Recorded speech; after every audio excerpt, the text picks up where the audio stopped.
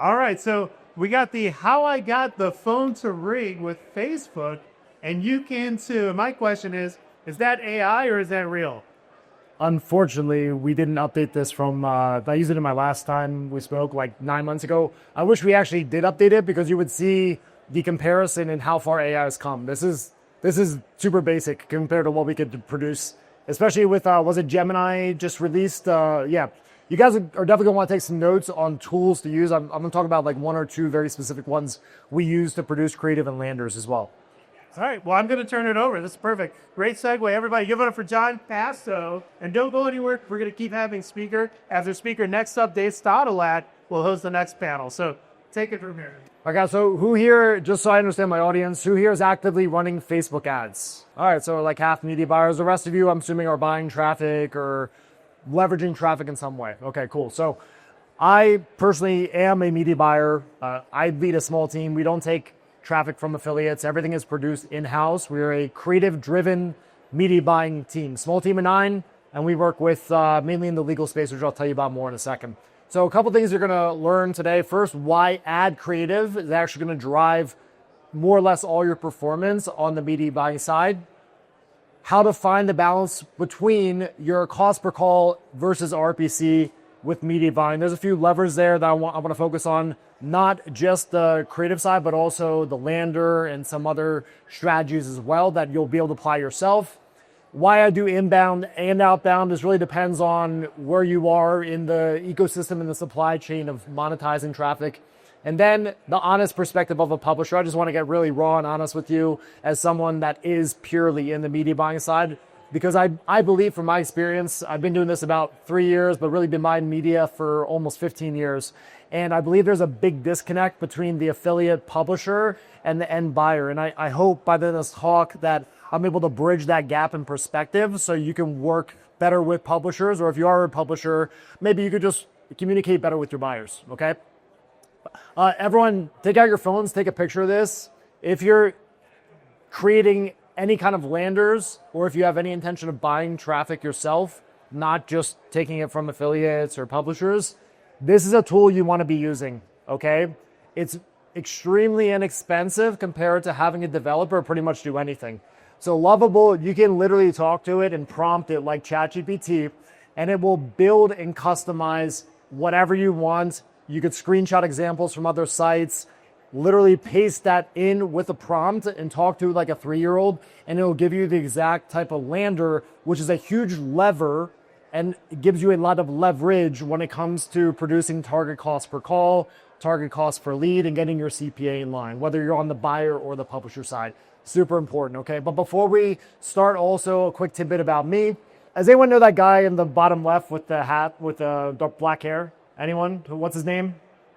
Alex Hormozi. So this guy's, if you watch YouTube, you've probably seen him. If you're on Instagram, you've probably seen him.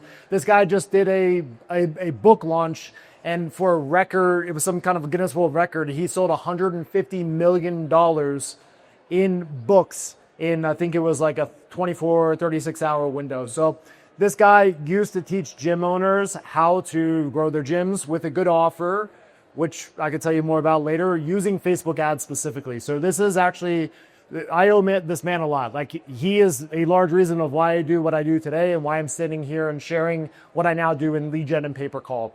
Okay, so I used to own a gym. I owned a gym for about 10 years, from 2013 until 2022, 2023, when I was able to sell it because I was able to grow it and save it from being a failing business the first 2 to 3 years, when I really learned the power of a good offer and how to leverage it with Facebook ads. Okay, so that's where all this comes from. This is a quick snapshot from a few weeks ago when I was prepping this presentation. So far this year, I spend personally around $1 million a month. This month's a little bit slower, but on an average, we're looking at on the lower end, 500K, upper end, about $1 million a month. Pretty much only on Facebook. Okay, now some really important distinctions here, though. I'm in the legal mass tort NVA space, right? We often don't get paid on just a buffer or a CPL. And I think this is really important, whether you're on the buyer side or you are a publisher. It doesn't matter. That what does matter here with my point is if you start thinking about your campaigns and whatever vertical or offer you're advertising for in terms of CPA, it really changes the quality of the conversation and your intention around the traffic you're running or the traffic you're buying too. When you're thinking in terms of CPA against LTV, that's really what matters. The buffer, the payout on the buffer, the duration of the buffer, the pay per lead, the criteria, that stuff does matter, but ultimately all that matters is what it costs to produce the customer against what the customer is actually worth. And this is where things get really ugly and messy with affiliates and middlemen and or even end buyers with a race to a bottom, which I'm gonna kind of finish with a little tidbit on. But this is super important. And really, this is the hard way of running this business, but it's the better way of running this business. This is happening whether you're buying and selling on a CPL, on a buffer. CPA versus LTV is all that matters. And if you start thinking in that way, you will be better at whatever you do, regardless of which side you're on, okay? And doing Mass Fort has really taught me this because they're basically all the CPL buyers disappeared after the implosion of Camp Lejeune, which was a total disaster with a lot of fraud traffic, which was incentivized in so many ways, right? So basically CPL went away. That's how I first came into this industry. I went from having my gym. I had I'll tell you about a few years I did e-com, and then I jumped into lead gen. I actually lost a bunch of money trying to refi back in 2021 because I didn't really get it. I mean, usually when you come in as a publisher and you're buying media, there's a whole game going on behind the scenes that you don't understand and see. And it really, that's why you go to these conferences. So you meet people, you make friends, you develop connections, and you learn how things actually work, right? Because when you're a publisher and you sign up for a network, you don't really see what's happening and no one explains it to you. It's funny, I actually went to, LeadsCon in Las Vegas. That was the second show I went to. I thought I was an advertiser because I was running ads. I'm not an advertiser, right? I am a media buyer, I'm the publisher. That's how much, that's the lack of information you have when you're coming into this industry. Just really important too, if you're on the buyer side, just these are the things that media buyers and publishers and affiliates have going through their head. This is their experience, right? It's super important to understand this. A little bit about me also before I jump in. I train jiu-jitsu. This is how I don't lose my mind when our campaigns are break. When Facebook bursts spend half our budget in a 2-hour window. Been training for about 8 years. This is my happy place. I got a training session yesterday. I highly recommend is anyone stressed out in this room at some point? You should probably do jiu-jitsu. It's good for you in so many ways. If I'm not doing jiu-jitsu, I'm traveling. I just got back from trekking with the gorillas in Uganda in the wild, which was super cool. Really blessed for that experience. I'm with the other podcast competition out there. My man Dave Stodolak, travel hacking my way. This is my third passion, and then also putting together really great content. That is the host of our stage here. I just had him on a podcast episode, actually at Lead Gen World. Make sure to check that on YouTube. Bulletproof Scaling is my podcast. So I actually interview people in this space, in this industry that do significant, important things. I mean, you probably recognize a few faces up here too. So everyone from big buyers to publishers. I see someone smiling in the front here. Their face is up there. And so really good content here if you're interested in just learning. I don't sell anything off my podcast. And then really what's allowed me to accelerate in this space is just making great relationships, just putting myself out there, showing up at these conferences, and just being open and honest with people. It goes a long way. But enough about me. Let's talk about making money with Facebook ads. So here's all that matters. Well, one of the first main things that matters in 2025. This is with the assumption that you have a good buyer relationship with a good offer, right? First is going to be your creative, which I'll explain what we do internally. The second thing is going to be your funnel. There is still leverage in the funnel, the experience the consumer has.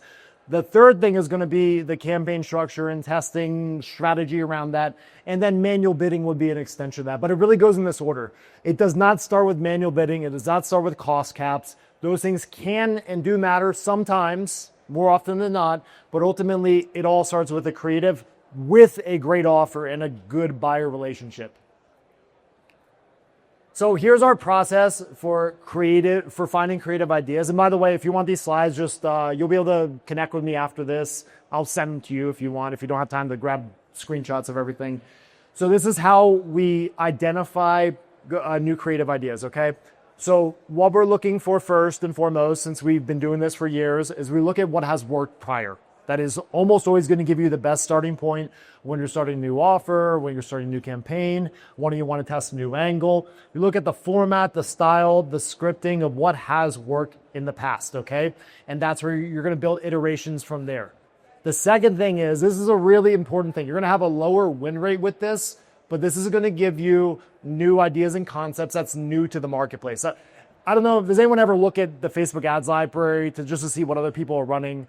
Okay, well, if not, you should. You're going to see, if you type in like health subsidy, you're going to see all these crazy ads. But what you're going to notice, whether you go back 6 months or 2 years, you're going to see the same patterns and styles repeating and repeating and repeating. And that's because they work. But it's just as important to test and iterate on what already works, as well as find the next new weird, I call it the lizard brain, where it speaks to your back of mind, and something about it when you're on your phone and a reel pops up and you feel captivated and obligated to watch it because it's different. Where our team is always hunting for new concepts like that, you're going to have a lower success rate. But if you're the first to bring a new ad style and concept to the marketplace, it is a huge advantage, because everyone eventually is going to do the same. We kind of, like, I don't want to say invented a style that's been working really well in Tord for us for the last year and a half. I'm seeing this style not just across Tord now from competitors, but also out in other verticals as well. So we're still iterating and working what works, but we're hunting for the next thing, okay? And then next you will look at ads library. Like, I can guarantee you will see the patterns I'm talking about. So this is something really important too. This is a distinction we made because I've only been doing video ads consistently as our main focus. We used to do just image ads, but I believe you're leaving a whole audience off the table if you don't do videos. You should do both is really the answer. But video is probably where you're going to have the most bang for your buck. But obviously there's more moving parts. There's more variables. It's more complex. You need more skilled labor, right? But really, once you identify a winning concept, what's going to give you the most leverage and lift and the quickest outcome to help you find your next winning ad is almost always going to be iterations off of what's already working. You want to hunt. You want to look for fresh new concepts. Well, we've shifted and pivoted from doing half and half to going 80, 90% of the time. We're actually going with iterations of what's already working, and 10 and 20% of the time, we're hunting for that new, weird, different style that we saw someone use in e-commerce or someone using in branding that was eye-catching, spoke to the back of my brain when I scrolled through TikTok or Instagram, and we're looking at how we can apply that to mass Tord or whatever the offer is. So it's really just a numbers game. I look at it as being intentional with your scripting and your formatting. It needs to be logical and relevant to the offer. Ideally, some past history with the scripting and style and format, but ultimately it's just a numbers game. So if we look at this here, this is how you take, it can feel overwhelming, right? So a lot of people are like testing a few videos a week, but that's just not going to cut it. Unless, the exception being, let's say you have an insurance floor and you're just generating your own leads. You get an LTV off those leads, right? You have more margin. You could be less efficient, but why not be more efficient? Why not get a good CPL, a good CPA, a good cost per call, and just be more profitable, be more efficient on the ad buying side, okay? This is how you do it. You don't test just 3 to 5 ads and throw them up and hope that it works. You build a few core concepts. So for example, we got concept 1 all the way on the left. This is really important. Take a picture of this. We then split that out, and it could be in a number of ways. It could be with the core video. So you got your hook, the body, right? And then you've got the call to action, okay? So the concept can start with one big idea, and that can be built in 2 different ways. And then you take those 2 core videos and you split them out into 3 videos each with different hooks. It's very simple. You pick one variable and you iterate, but usually this is going to give you the biggest lift. Whereas if you just split test the call to action, that's going to have less leverage, right? Because when you think about an ad, the ad is selling the person on watching the video. The video sells the person on clicking to the lander. And then at that point, they should be pre-sold enough to go through the survey. There's going to be drop off and there's a call or a lead form fill. what you're looking for in this exact order, more or less, are variables that are going to give you the most bang for your buck. So it's as simple as you see here. We basically just iterate on the hook. That can be 3 hooks, that can be 5 hooks, that can be 10 hooks. And then that can be split off with a different B-roll or different core section of the video. So, but you can multiply the number of output videos very quickly, very efficiently if you have a good team and you structure things in the right way. Like we've been using ChatGPT, for example, to build internal tools where we basically compile a bunch of hooks, a bunch of bodies, and call to actions, and we can spit it in more or less with a few button clicks, and it spits back out folders or zip files with like 100 videos. And this started more or less with a core set of, I don't know, like 10 hooks and 5 core videos, but you get the idea. So you want to think about how to find the balance between cost per call versus CPA. Okay, and the creative is going to give you this as well, but there's 3 things we test. Okay, this is where your second lever is. So your first level is going to be the creative, assuming offer and buyer are good, right? Then we want to look at the creative and then the funnel. Okay, the funnel, I look at it in 3 categories. So there's light filtering on the funnel, more or less like no filtering. The second would be moderate filtering. And then the third would be heavy filtering. And you want to think about this as like a spectrum, right? It's going to cost you less to produce a cheaper call with less filtering, right? If there's less filters in place, more people are going to click to call or submit the form fill. If there's like 10 filters that they will disqualify out of, it's most likely going to create a higher cost per form fill or cost per lead. Okay, so the way we think about this, and we always test this, especially when we're moving into like a new vertical more specifically. In legal, I kind of know what works because I've been doing it so long. I've probably run, I don't know, 20 to 30 plus offers at this point in my life within legal. So I kind of know what to do, but we still play around with the filtering because it does make a big difference.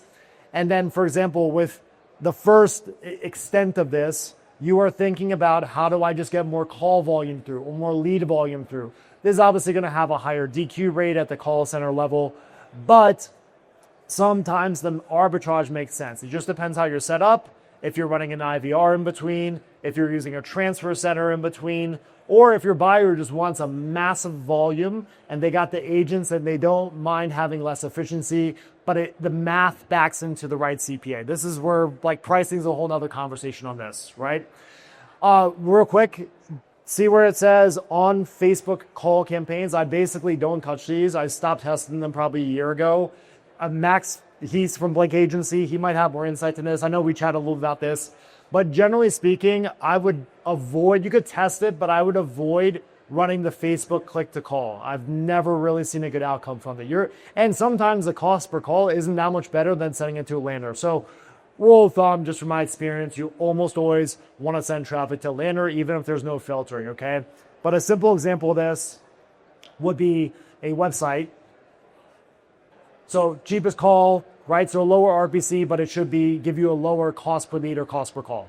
Okay, on the next one, yep. So like an example of this, maybe the raw call cost is like $5 and then the RPC 7, assuming it's working. A lot of times it's like you're getting calls for like $2 to $4 and your RPC is like 1, right? It's just not good, but it can be. And it's important to test it because you don't know until you test, okay? Something simple like this, right? Like you literally send them to a landing page, headline, subheadline, and then call button. Almost everything we do is built like this, whether it's a long form like multi-step survey, which I'll show you some examples, which are generally built by Lovable, me just talking to a computer, which is pretty badass. I used to use Unbounce for everything, which is great, but it also takes a lot more time, and sometimes you need to bring a dev in to clean it up. I'm not a dev, I'm just a really stubborn marketing guy. So the next would be like a moderate filtering. So as an example of this, it can be either your funnel questions with filtering applied in some level. So with a lot of tour campaigns, we're looking at 3 to 5 key criteria that are basically going to make or break it because they are very specific campaigns. But the same thinking applies to health insurance, auto insurance. There's like make it or break it questions, right? Like, are you employed? Like depending on if it's like debt or something like this, so get the ability to pay back, right? So you have to think about this. What are the key questions? somewhere in that spectrum of asking all the filtering questions, that's going to probably make it too expensive. Not asking enough is going to make it upside down and less efficient. So you want to find the sweet spot. And it also depends how many questions you ask, depends on if you're using an IVR, if you're using a middle transfer center to clean it up and transfer it to the end buyer, or if you're just setting it through, posting the data, letting the call through, okay? So this will obviously result in like a moderate RPC against cost per call or cost per lead. It could be like a $15 cost if you're filtering on 2 to 3 key questions against maybe like an $18 RPC or pay per lead, okay? So it would be like this. So it's literally a single page multi-step survey. You could build these with Lovable. Like you could probably do it in about 20 minutes. I'll drop a YouTube video showing you guys how, but it's literally like talking to a computer like a child and dropping screenshots of sites you like if you need like a reference. Okay, but we build super simple like this, and then we more or less will split test. What is the impact on the cost per call against RPC if we filter just on the 65 question, or if we also filter on the $50,000 question, and or if we also filter on the Medicaid, Medicare question. Okay, when you build in a tool like Unbounce, where you can actually see the percentage of conversion per step, it's pretty cool because you can see where the drop off is and also where the disqualification is as well. But you could build this as well within Lovable just by telling Lovable you want to build a dashboard for this. Heavier filtering is pretty straightforward. If we lay it out like this, so let's say there's in reality 5 to 7 key filters to give you your perfect ideal sign me up now customer. It's going to cost you a lot. And I find more often than not, even in like a high ticket vertical like legal, more often than not, the cost to filter heavy and produce quality is off you're upside down. Unless you're tapping into like the LTV and they're getting the true value of the customer. As a publisher, it often doesn't make sense. But it also depends. You could do some kind of combination. Maybe you do moderate filtering. You ask your 2 to 3 key qualifiers, and then you slap an IVR or transfer center in between. That can also work too.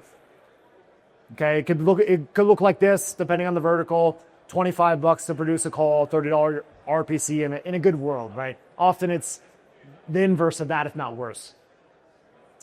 Also, pro tip, even if you have no filtering or light filtering, test this. Let's say there's 3 key questions like ACA, for example, age, income, and then maybe employment, right? You could only filter on the first question to just filter on age because usually it's an age issue for quality. And then you still ask other questions. So I believe the pattern I see in the data, what it tells me, is that the user has more buy-in the more questions they ask if they're logical questions. You can even ask simple questions like, is the sky blue? Yes or no? Obviously don't ask that, but you get the idea. It does psychologically, it's not going to like save your campaign, but I do believe it can add to the outcome, okay? So really what you're testing for is the balance between friction and intent. Because this is the hardest part, especially as a publisher, often when you're new, and this is what publishers are experiencing, just like it's super important you understand this, right? You're often thinking or not understanding that it's a $50 call no matter what, and that's all it is. You're trying to find that balance between getting volume through and also not losing money. I mean, I still lose money when I start a new campaign. That's super normal. So imagine what publishers are going through when I met a few people here that this is like their first show. They're just starting out in the space. They don't know what's coming, right? And they're spending their money, they're learning, they're paying down the ignorance tax. We've all had to do it, buyer side and publisher side. But really it's this game between the friction and intent. And when you see a $50 payout, you're just trying to like back into that. And it's hard, it's not easy. That's why with calls, or if you own the funnel and you're doing leads, tinkering with these, even on the buyer side, will change the outcome. Sometimes for the better, often for the worse, and you gotta keep testing stuff, right? So more often than not, the sweet spot's somewhere in between. But test everything. It also depends on what you're getting on the lead or the call or the customer. Okay? But really important here too, having your buyer fully on board, explaining to them and letting them know the extent that you're filtering is really important too. Good buyers can and should script their intake or their agents filtering to match what you're trying to do. When there's a disconnect there, it doesn't matter if you get the cost per call down or if you get the right amount of filtering for a reasonable cost per call. If the buyer side isn't in line, it's just not going to work usually, just from my experience. So inbound versus outbound are both. This is illegal. We work off of a CPA. We're not selling the lead. We're not selling the call generally. So this works for us. And if you're on the buyer side or if you're a direct advertiser, this absolutely can work for you, right? So we'll test where we place the form. Sometimes it's a multi-step flow. We'll actually grab their info up front. More often than not, we grab their info at the end. We capture the lead. We outbound it as well. And then we send the lead to the buyer too. All this works. If you're not doing it on the buyer side or that as an advertiser, you absolutely should. But I'm sure most of you have been doing this and continue to do this, right? But this will absolutely work. Okay. So you could put the form anywhere in the funnel, but test it just like with the filtering. It's going to create a different kind of outcome. Okay. Now, real quick, what's a perfect Facebook structure? It's basically open targeting, unless you're state specific, sex specific, or age specific. This is basically all we do. You can take a screenshot of that, but it's literally just you do the manual campaign settings, not the automatic, and then you don't change the age or the sex or the city unless it's super relevant. Don't use interest. Generally don't use lookalikes. I don't see any value in it. Campaign structure and targeting. We always fire the lead objective. Never run traffic campaigns, engagement campaigns, brand awareness. That's all garbage. It's just going to waste your money. Okay, go broad, like I said there, unless there's a real age cap. Typically ad state targeting, unless you're nationwide, like I mentioned, and interest in lookalikes. I mean, you could test it, but it's probably not going to give you much leverage, right? Retargeting is happening within your campaign. So you don't really need a retargeting campaign. You could test it if you want, but generally the same people that click and engage, they're going to be retargeted. That's from my experience. Okay, campaign structure and targeting. CBO and ABO both work. We do one ad per ad set. I can send you this more specifics if you reach out to me after. But we'll also test 5 to 10 ads per ad set. Both work, okay? I typically lean towards one ad per ad set. I'm still a big believer there's value in forcing spend on Facebook depending on your situation. Some people are the opposite. Some people are like, they bid cap it and then just throw all the ads in and they just let Facebook decide. But I think you're leaving opportunity there, but people argue with me this whole day, okay? It's just what we do and it works for us. And we also usually take post IDs, but sometimes we also don't, okay? The leverage is going to first come offer, buyer, creative, funnel, and then this stuff. So this is an example of what it will look like. So you can't really see it, it's kind of small, but basically these are broken out one ad per ad set. You're going to see it's like an 80-20 principle. Usually 20% of your creatives are going to outperform the rest. The other 80% are going to kind of flop, okay? Got about one. Yep. And then for scaling, really simple, we take our best 3 to 5 ads, we put them in the CBO, one ad set, and we just put a big budget on. It's not that complicated. We always test auto bid first, and then unless auto bid crushes or until auto bid starts to kind of break as we double up budgets, then we move into bid caps and cost caps, okay? This will give you a little bit more juice out of your campaign. Some people are fans of starting out the gate like this. I find that it'll throttle your spend if you don't have things aligned yet, if you don't have your winning ads yet. We overbid 20 to 50%. You probably just want to take pictures of this. I have some really good YouTube videos showing how to do this as well, okay? But to be honest, I kind of already went on my rant with what it's like being a publisher. Traffic costs are not going down. Being in with some of use of AI is essential. I gave you 2 really good tools that we use. And relationships matter more than ever before, in my opinion, okay? Greed and bad payouts incentivize dumb behavior. If you're mad about affiliates doing dumb things, it's probably because they're getting a little bit shafted in some way, more often than not. And if you want to connect, follow me. There's my podcast, there's YouTube, you give that a scan. Hit me on Instagram, I answer every DM. And then you get me on LinkedIn. I'm really bad at LinkedIn, but you can still reach me there. I'm going to call it now because I'm out of time, but I'll hang out if you guys have any questions.